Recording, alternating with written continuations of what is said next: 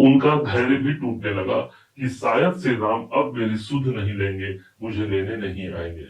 तभी हनुमान जी महाराज का आगमन होता है। हनुमान जी को देख करके भी सीता माँ को ये लगता है कि शायद ये रावण का भेजा हुआ ही कोई दूत है या कोई स्वांग बनाकर मेरे पास आया हुआ है। और तभी हनुमान जी ने कहा कि राम दूत मैं मातु जान की, सत्य शपथ करुणा निधान की। हे माँ, मुझे श्री राम ने आपका पता लगाने के लिए भेजा है। और जब हनुमान जी ने श्री राम को जाकर के बतलाया, तब श्री राम वानर सेना सहित वापस आते हैं और लंका के ईंट से ईंट बजा करके माँ सीता को ससम्मान लिवाकर ले ही जाते हैं।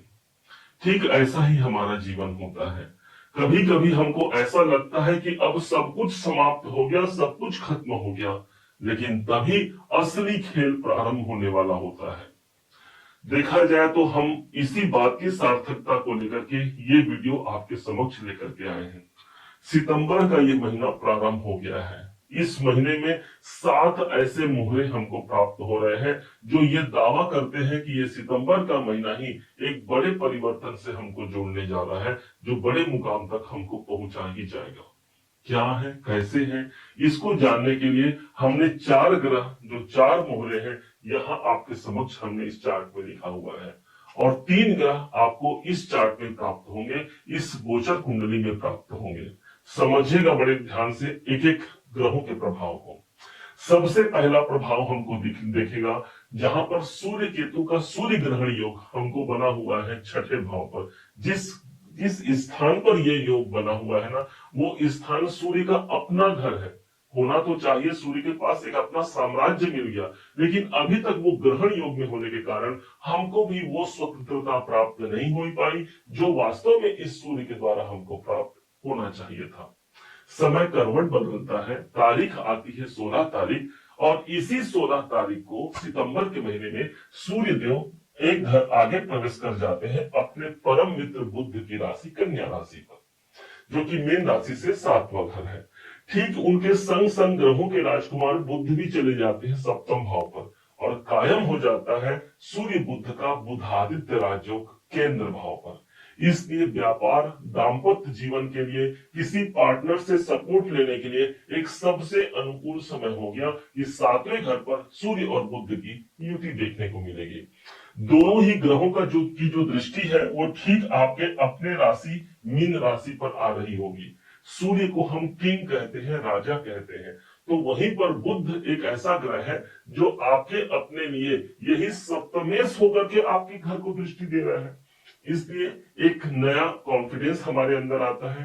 कोई स्वास्थ्य में नरमा गर्मी है, उससे बाहर निकल करके एक नया उरा, एक नया तेज लेकर के हम अपने कार्य को क्रियान्वित कर पाते हैं। तीसरे मोहरे के रूप में प्राप्त हो रहे हैं मंगल देव। मंगल की स्थिति बनी हुई है स्वयं 7वें भाव पर। 7वें भाव पर है तो ठीक, लेकिन अभी तक ये अपने परम शत्रु बुध की राशि पर है। समय करवट बदलता है, 13 तारीख का डेट आता है, और अपने शत्रु की राशि को छोड़ करके 8वें भाव पर ये मंगल प्रविष्ट हो जाते हैं। देखा जाए तो 8वें भाव पर मंगल का जाना कोई बहुत ज्यादा अनुकूल नहीं है, क्योंकि 8वां भाव रुकावट और बाधाओं का है, परंतु एक दृष्टिकोण से यह सबसे ज्यादा अनुकूल है, और वो है आर्थिक पक्ष को ये मजबूत बनाएंगे। क्यों? क्योंकि इसका कारण है 8वें भाव पर मंगल तो रहेंगे, लेकिन इनकी सीधी जो 7वीं दृष्टि है अपने खुद के घर पर पड़ेगी। इसका मतलब है कोई भी ग्रह जब अपने घर पर हो या अपने घर को दृष्ट करता हो, उस घर की कभी हानि नहीं करता। इससे हमारा आर्थिक पक्ष मजबूती से आगे बढ़ता है। कोई धन से जुड़े हुए कार्य होते हैं, बैंक से जुड़े हुए कार्य इस समय पर पूर्ण होते हैं। मंगल को सेनापति कहा गया है, 8वें भाव पर मौजूद रहेंगे, अर्थात जो रोग, जो परेशानियां हमारे जीवन पर है उससे हम लड़ पाते हैं। मंगल को शत्रुहंता कहा गया है, अर्थात शत्रुओं से मुक्त होते हुए यही मंगल 8वें भाव पर भी होते हुए एक सबसे सुंदर योग बनाएंगे कि इनकी जो 4थी दृष्टि है वो कहीं और नहीं, इनकम के भाव पर पड़ रही है, अर्थात अचानक से कोई लाभकारी सिचुएशन हमको प्राप्त इस मंगल के द्वारा होने जा रहा है। अब समझते हैं शुक्राचार्य को, 4थे मोहरे। शुक्राचार्य की स्थिति 5वें भाव पर बनी हुई है।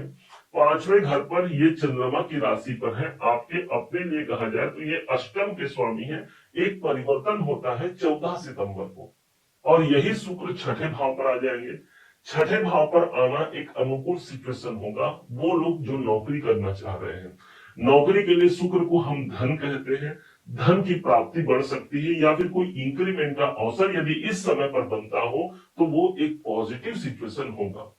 ज्योतिष में कहा गया है, जब भी छठे, आठवें और 12वें का स्वामी एक दूसरे छठे, 12वें और 8वें भाव पर ही हो, इसे शुभ संयोग कहा गया है। अर्थात रुकावट से हमको मुक्ति मिलती है और एक नए आयाम से हम जुड़ पाते हैं।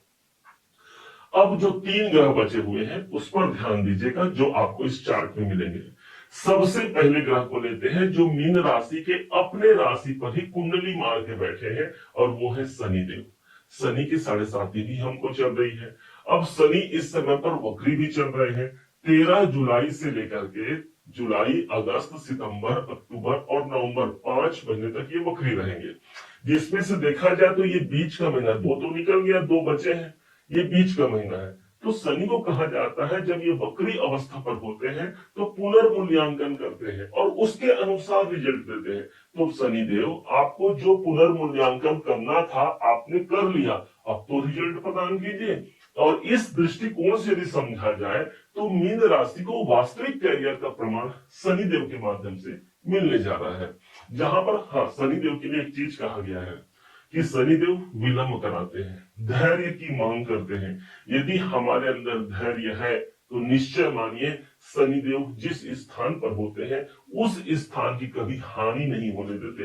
अर्थात मीन राशि अपने जीवन में किसी भी प्रकार की हानि को प्राप्त नहीं करेगा, बल्कि सहने सहने ही सही अपने कैरियर के लक्ष्य तक पहुंच ही जाएगा, और वही शनिदेव का यह प्रमाण है। अगले ग्रह के रूप में हम लेते हैं देव गुरु बृहस्पति को, जो हमारे छठे मोहरे के रूप में काम करेंगे। देव गुरु बृहस्पति मीन राशि के अपने ही राशि के स्वामी हैं, और इस समय पर ये पुनर्वसु नक्षत्र पर अगस्त में प्रवेश कर भी चुके हैं। अर्थात जो पॉजिटिव रिजल्ट दिखना है वो हमको सितंबर में ही दिखना है। अब चतुर्थ भाव पर है, इनकी दृष्टि पड़ रही है कैरियर के घर पर, अर्थात कर्म क्षेत्र पर एक सही हमको वो डायरेक्शन मिल पाएगा जहां हमको बढ़ना है। स्वयं दशमेश भी बनते हैं और अपने ही घर को दृष्टि दे रहे हैं, इसलिए कैरियर, कर्म क्षेत्र कहीं से भी अशांत नहीं है।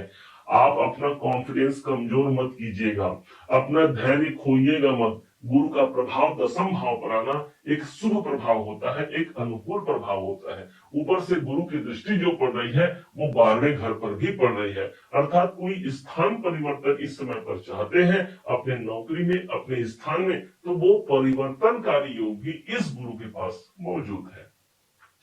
अगले और अंतिम हमारे मोहरे बनते हैं कोई और नहीं, छाया ग्रह राहु देव। राहु की स्थिति आपके अपने मीन राशि के 12वें घर पर राहु देव चल रहे हैं। ये स्थान ऐसा है जहां पर हर 18 महीने में शनिदेव एक एक गोचर को क्रॉस करते हैं, और जब 18 साल का समय व्यतीत हो जाता है तब राहुदेव शनि के घर पर आते हैं, जो इनका स्वयं का साम्राज्य माना गया है। 12वां घर वो स्थान है जहां पर राहु आकर के 2 तारीख को अब ये मृत अवस्था से बाहर भी आ गए हैं। मतलब जो राहु का जो प्रभाव है वो सबसे ज्यादा मजबूती से मिलेगा, और वो होगा कोई विदेश से जुड़ा हुआ कार्य करना, बड़े इन्वेस्टमेंट की आप तैयारी कर दीजिए, हम कहते हैं आपको, क्योंकि इनका प्रभाव सितंबर से लेकर के दिसंबर 2026 तक रहने वाला है।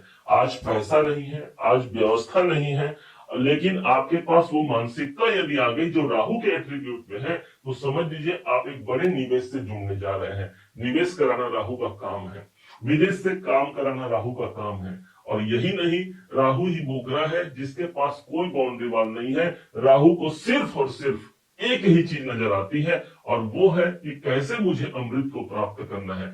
और वही मानसिकता मुझे मिलेगी कि मैं अपने जीवन में बदलाव चाहता हूं। 12वां घर बदलाव का है। अब राहु यहाँ पर आकर के अब वो बेड़ियां राहु के पास नहीं रही, जिस बेड़ियों में वो हमको बांध करके जमाना रख पाए। अब वो 12वां घर है, बदलाव की मांग होगी, बदलाव की डिमांड होगी, और यही बदलाव इस राहु के पास मौजूद है, और वो मीन राशि के 12वें घर पर स्थित है। इस वीडियो को अब हम यहीं विराम देते हैं। उम्मीद है आप सबने इसे समझा, आप सबने इसे जाना है। यदि आपने इसे समझा है, जाना है, मेरे समझाने का प्रयास यदि आपको सार्थक लगा हो, मेरे समझाने का तरीका यदि आपको सार्थक लगा हो तो हर बार की भांति इस बार भी अपना प्यार भरा लाइक और कमेंट करना कभी मत भूलिएगा। और हाँ, यदि अभी तक आपने चैनल को सब्सक्राइब नहीं किया है, सब्सक्राइब जरूर कीजिएगा। पुनः एक बार फिर आप सभी का दिवस बहुत मंगलमय हो, इन्हीं शुभकामनाओं के साथ। जय श्री राम।